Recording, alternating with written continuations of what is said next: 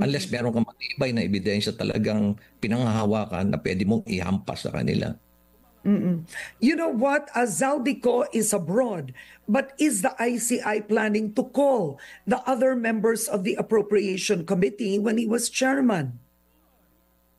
And wala na akong kanyan. I'm not privy to that, Karen. I'm really very sorry. Kasi Mm-mm. decision yan ng ICI. Mm-mm. Mm-mm.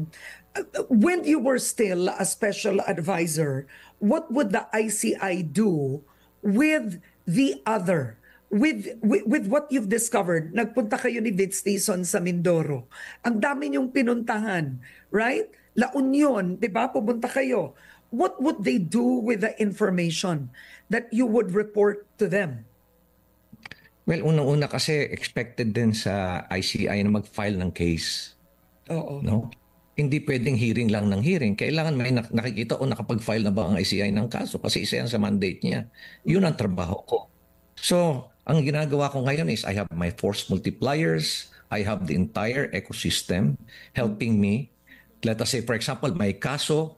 Ito yung nakita naming anomaly, either ghost or substandard. We bring in the technical people. Ito'y private sector to na willing, na pro bono. Napakamahal ng mga equipment nila but willing silang tumulong. And then after that, nandyan na rin yung CIDG and hopefully parating na rin yung NBI. We conduct the investigation.